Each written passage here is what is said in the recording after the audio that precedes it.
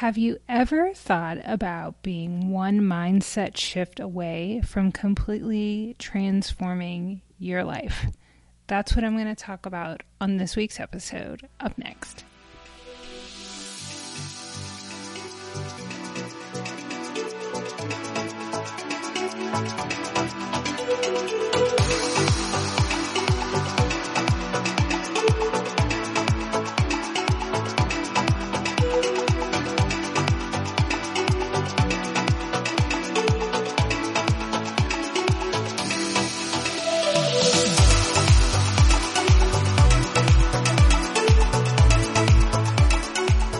Hey everyone, Mompreneurs. This is Angela Mishuli, your host of the Good Enough Mompreneur Podcast.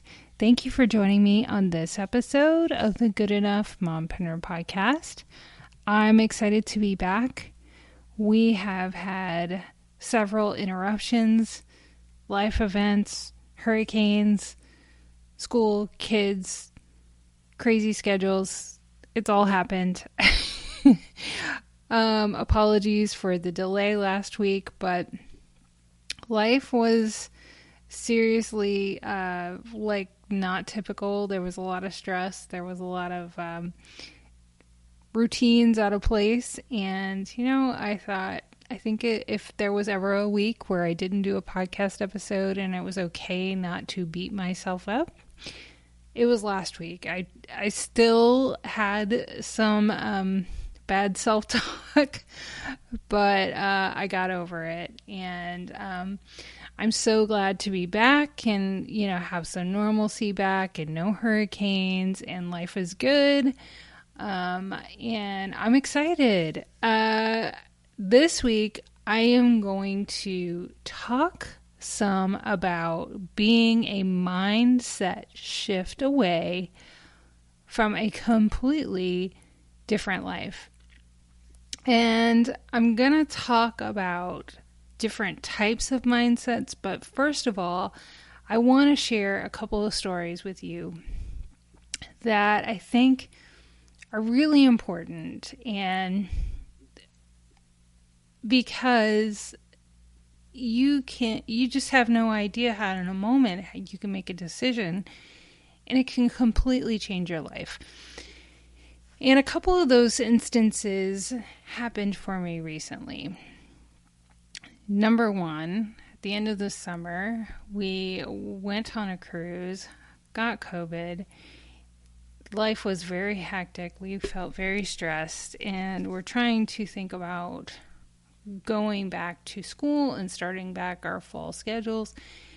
And things were just really, really hectic and stressful. And my husband looked at me and was like, "Are you okay? Are you sure?" Just kind of checked in with me. "Are you sure you want to stay on this treadmill that you're on? And can we step back and assess why we're doing what we're doing and our schedule?" And I kind of wanted to be angry at a moment and kind of maybe be a little defensive. But in that moment, I stopped and I realized that I needed to make some changes and manage my time differently. And he was 100% right.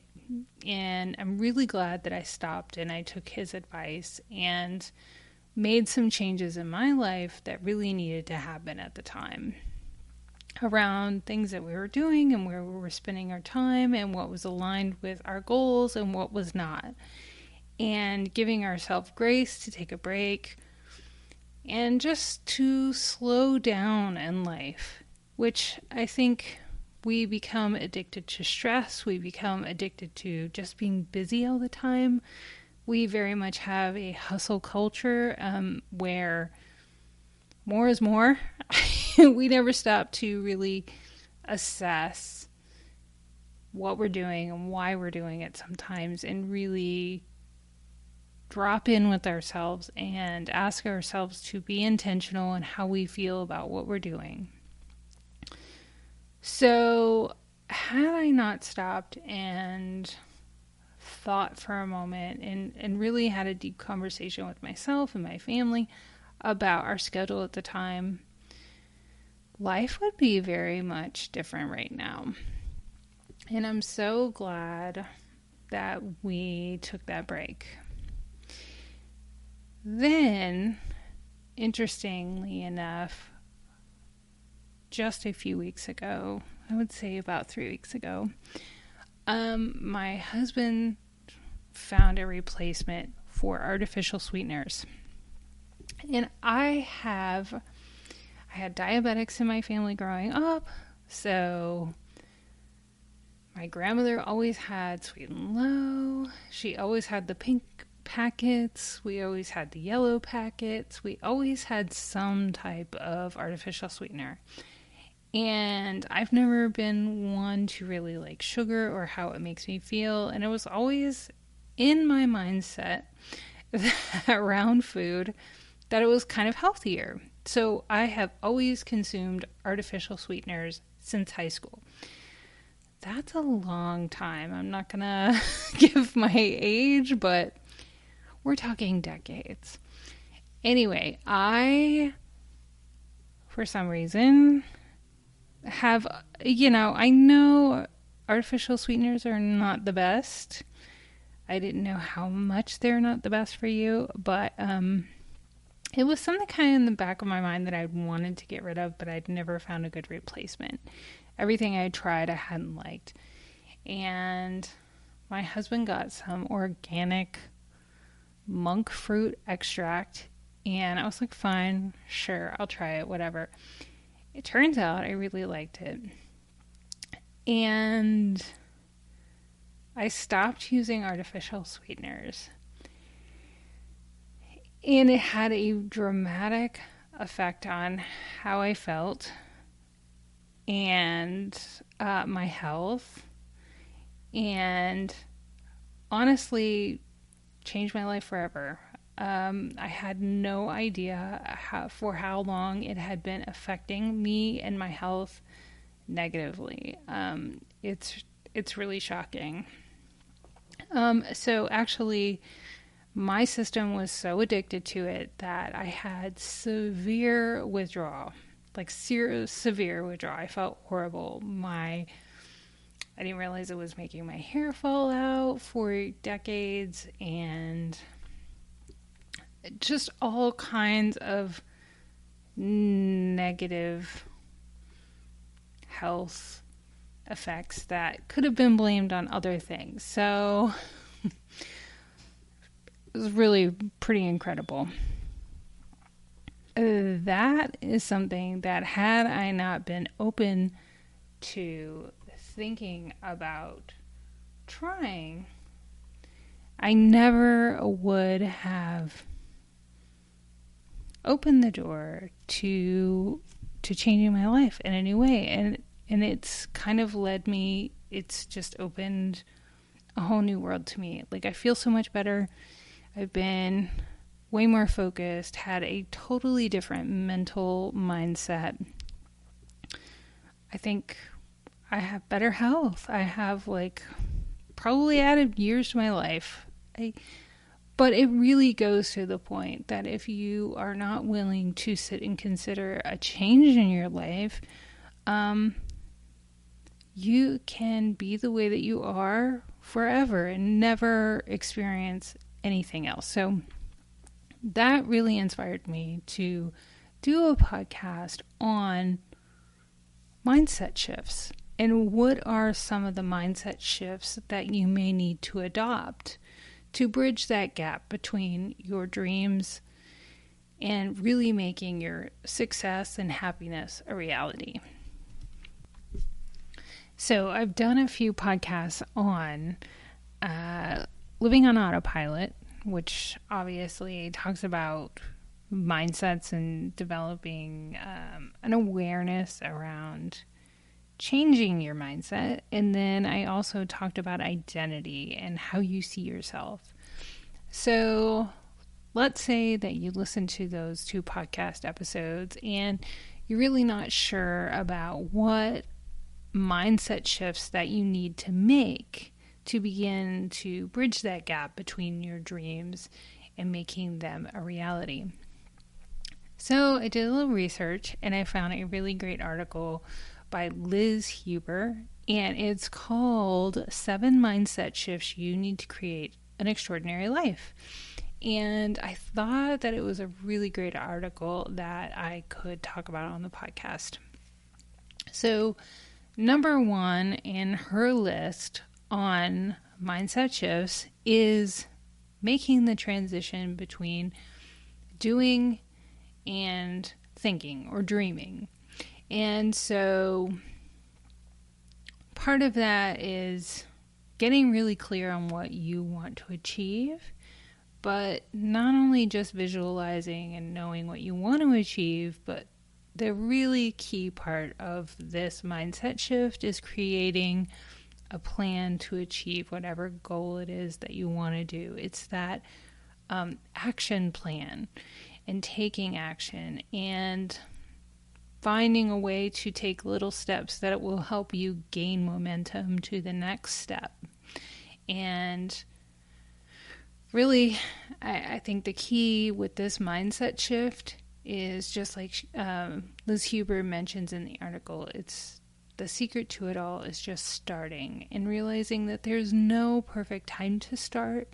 It's that you just have to make that first start, find your momentum, and keep going. And that is, we all have to give our grace. Sometimes we have to give ourselves grace, but really in the end, it's learning how to just keep going over consistency over a long period of time. So number 2 on the list of 7 mindset shifts is having a growth mindset versus a fixed mindset. So Liz says in the article that a growth mindset comes from the belief that your abilities can be developed through effort. And that's really cool to think about, in that your situation, your skill set, your abilities, your potential are not fixed. You can take an assessment of what you need to learn, what you need to develop to get from point A to point Z, and you might have several steps in the middle. But I really feel that at one point with all of the amazing women that I have interviewed is they had this really critical moment where they assessed what they needed to acquire in their life to reach their goal. And I don't think that they would have had that critical moment to kind of propel them and learn the actions and assess the actions or things they needed to do to get to where they wanted to be. They wouldn't have taken that step had they had a fixed mindset. So really critical that you have this kind of mentality that your situation is not permanent, whatever it is, and that you have potential to overcome whatever obstacles are in your way. And they can even be a mental block. They can be, there's so many things that can stand in our way. Geography, education, a certification, or maybe just taking a course, or, moving. But whatever that is in your way that you assess and you feel like is standing between you taking actions and achieving your goals, realizing that it's not fixed. You are not your situation. You are not permanently where you are right now, that you can put action into place. Given the number 1 mindset on her list, it can really begin to propel you in a different direction in your life. So very much connected to having a growth mindset is number 3 on the list, which is having the mindset of can versus can. And I think, not to pat myself on the back here, but I don't know. I've just never been one of those people that says I can't. I just, maybe to a fault, because I've kind of I've gotten in a little over my head at times. But Marie Forleo, she has this saying that I love, that everything is figure outable. And, we all need to identify our strengths, and that's certainly one of mine, in that I just don't accept no. If it's not super crazy, I don't come up with wildly crazy ideas, but if it's reasonably attainable, or, I really just stop myself in my tracks if I have like negative talk or limiting beliefs about things. Those subconscious limiting beliefs are much harder to tackle. And I'm sure we'll probably get to that at some point on the podcast. But yeah, if you're a person who continually think about it throughout the day, challenge yourself every time that you tell somebody that their idea is wrong, or it's not possible, or if you tell yourself something is not possible, or let's say somebody says, let's go on a cruise next summer, you and I, and start making plans. You're like, that's crazy. Little consistent statements like that about everything that someone may say to you or you think really just blocks a lot of energy and a lot of possibility in your life.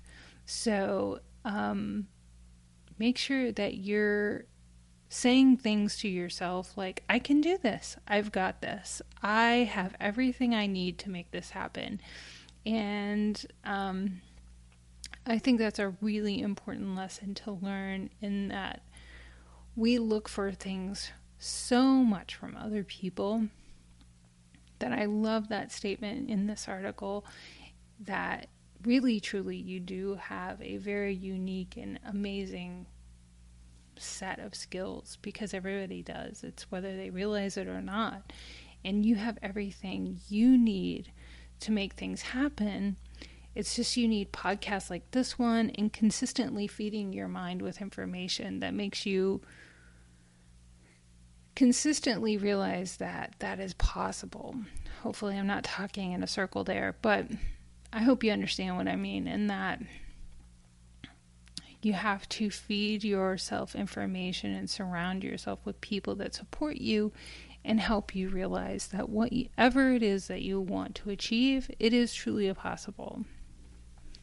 So number 4 on the list is 10x versus 1x. And I have mentioned the books that I'm about to mention on the podcast before. One is called Effortless, and one is called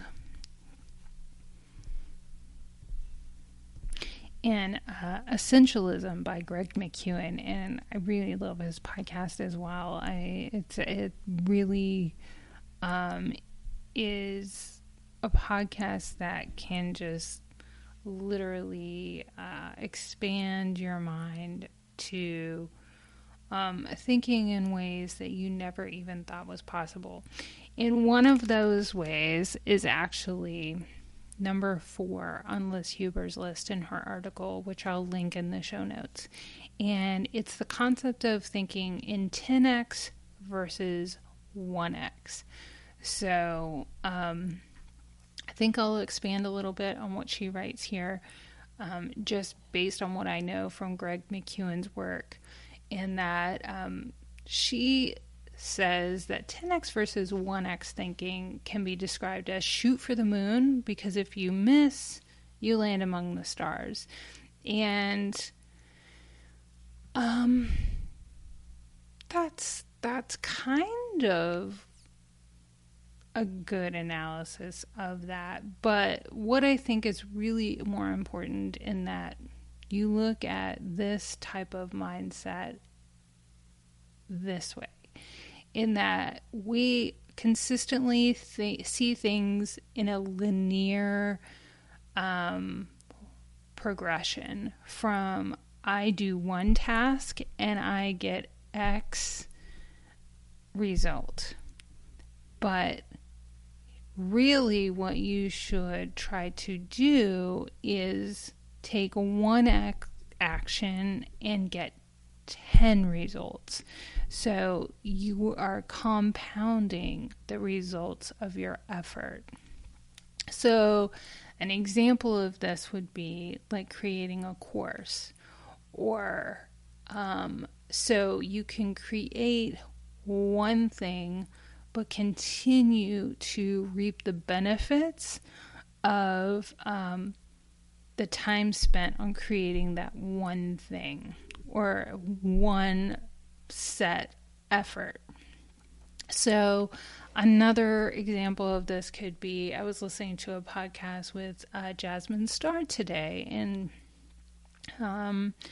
she had mentioned how when she gets contacted by people on Instagram, that instead of taking the time to individually interact and correspond with everyone who reaches out to her, she creates little guides with like frequently asked questions, or guides about specific areas that her audience consistently asks her about, whether it be Instagram growth or branding or things like that. So she has put all of the effort into creating these informational ebooks for her clients or potential clients that reach out to her, but she doesn't have to recreate those pieces of information every time she's asked a question. She's able to just reach out and give helpful information that brings people into her universe and introduces them to her brand. So people typically don't think in this way. We're very much taught, especially in school, like you're given an assignment, you complete the work, you get the grade. And if you really want to, we don't have an opportunity to clone ourselves, and but as a business owner, you especially want to be able to almost do that with your time. You want to be very careful with it and achieve more, and then ultimately that usually leads to more profit in your business. So one way of doing that is to 10x your goals. So, for example, instead of setting a goal for getting 10 clients, and then you want to acquire 100 clients. So consistently having the mindset that you can 10x whatever your goal is or whatever your outcome is really helps you achieve major goals and not just thinking linearly. So one of my favorite mindset shifts that I think is so important for all of us is number 5 on the list. It's abundance versus lack. This is one that it's really tough. I think it's the toughest for most people because, especially if you grew up in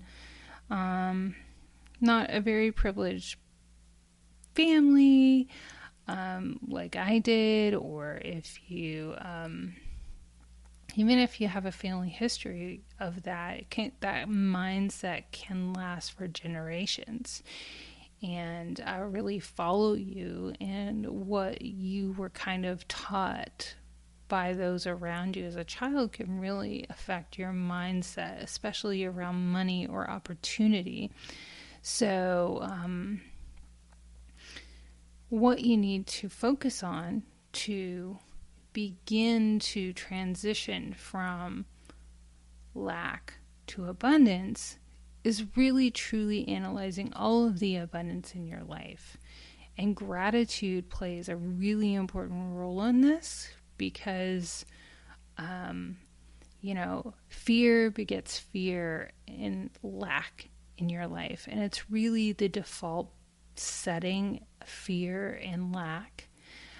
But if you're constantly telling yourself that you don't have enough time or you don't have enough experience, or all of the things that you don't have to reach your goals.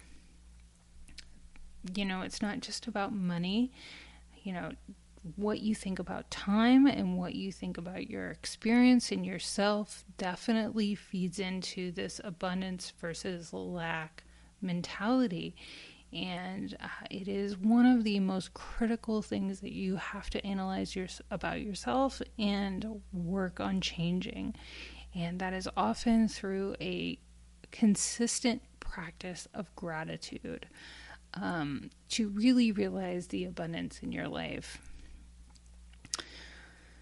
So, number 7 on the list is seeing life as a journey, or success as a journey versus a destination.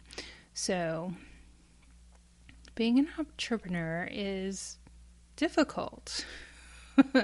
It really makes you have to learn to be uncomfortable with situations that typically make people very fearful. And in that process, you really grow. But a lot of people are not willing to take that chance or do the hard work necessary to become comfortable in uncomfortable situations, whether it be with money, whether it be with trying new things, coming up with new ideas, or just being someone who gets to set your own schedule or be your own boss, or hires other people, or has to lead other people. Those things really make a lot of people uncomfortable. So what's my point? My point is that really focusing on all of those endpoints of success and having to all the things to get there, you're focusing on the endpoint. You're not focusing on the journey of developing and becoming a new and better person. Consistently, you're constantly having to renew yourself as an entrepreneur, or one that flourishes and grows, in my opinion. So a part of this is also that consistent practice of gratitude. So you have to just stay persistent about your goals and realize that every obstacle, every difficulty, every new thing that you need to learn is just all a part of the journey. And I've talked to so many entrepreneurs who talk about, like one of them, Gail Keys Allen, comes to mind. And one of her consistent sayings is, it's about the money, but it's not about the money. Because in the process of starting a business and saying you have this goal of earning X, Y, Z, you think it's about the money, but then you do all the hard work necessary to be able to make the money that you want to make. And you look back on all that you've learned and all the ways that you've grown, suddenly it's more about the journey than the destination. So that is just really an important mindset to develop in becoming an entrepreneur. And I think it's one that you learn as you go along. And as I explained, you think being an entrepreneur is really about one thing. And you may be thinking, why does Angela keep having these podcasts about mindset and not giving us these practical business tactics and practical business tips? Those will come. And some of the people that I've interviewed have shared them. But you really don't understand until you're in the thick of running your business how important these foundational, fundamental mindset shifts are. And then you do the internal work to become happy and really gain clarity in your life, and all of the success comes along with it.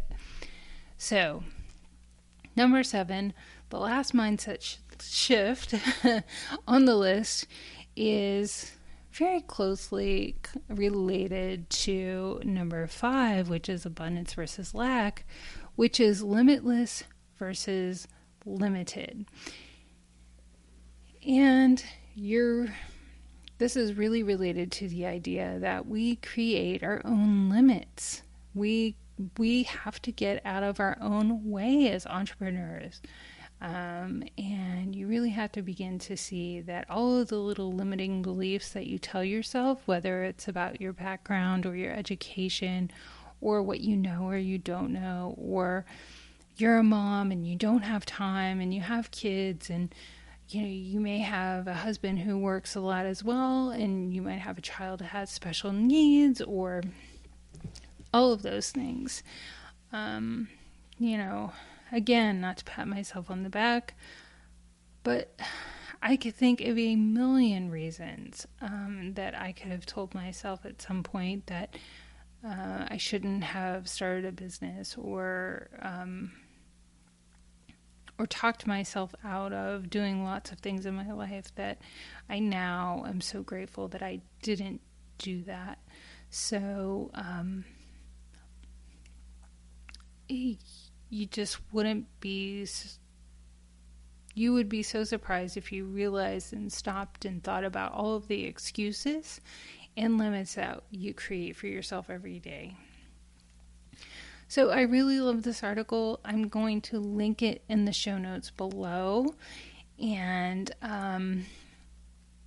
we're going to have some more interesting podcasts coming up. I do have some interviews coming up in the next few weeks. And then I wanted to just take some time and share part of what I've been going through and how I realized I could tell you many more stories of where I was willing to consider an alternative or a change and completely change my life. So I hope that you found this podcast interesting. I hope you found this article interesting. I am actually working on developing some courses for mompreneurs myself, and really want to begin to bring some of the things that I've learned about business to moms out there, especially ones who are wanting to stay home with their children and don't want to have to make that decision between a day job and being able to financially contribute to their family and being able to develop their passions and their skills and share those, and also being a mom. I'm so passionate about that. So I would love it if you would reach out to me and complete the little survey that is in the show notes to this podcast episode. I'm really curious to learn about some of the things that you're struggling with as a mompreneur, and helping me to develop some of the course ideas that I have based upon some of the feedback that I get from listeners and other mompreneurs who are struggling with one thing or another out there. So thank you so much for joining me this week. It's great to be podcasting again and sharing some of the ideas and what's going on in my life. And you can find me on Instagram at angela.masciulli. That's MASCIULLI on Instagram. And if you would be interested in being on the podcast, send me a direct message. If you would like for me to share a comment about the episode, or you have a course idea or something that you're like looking for information about and you're just not finding it, maybe if it's not at your price point, give me a shout out. I would love to hear from you. I would also be so appreciative if you would do me a couple of favors. Number one, if you enjoyed this podcast, it helps the show so much if you leave us a review on Apple Podcasts. So you do that by finding the podcast on Apple Podcasts, scroll to the bottom, and you can leave a star review, or you can also leave a written review. And then number 2, if you share this episode, if you have a biz bestie or somebody that you are talk about with business who's also a mom or an entrepreneur who might be also interested in all the topics on this podcast, please share this episode. And I think that's all I have this week. So thank you so much for listening again. It's great to be back, and I can't wait to talk to you next week. Thank you so much for joining me. Have a wonderful weekend. This is your host, Angela Mashuli of the Good Enough Mompreneur Podcast. Bye. Hey there, listeners. Before I go, I just wanted to give a quick shout out to all those families that were affected by Hurricane Ian. And I'm going to leave a few links below if you're interested in donating to any of the organizations that are helping out with the recovery, rebuilding, and supporting families and individuals impacted by Hurricane Ian. Our hearts definitely go out to them, and I am going to leave those links below. Thanks again. Have a great weekend.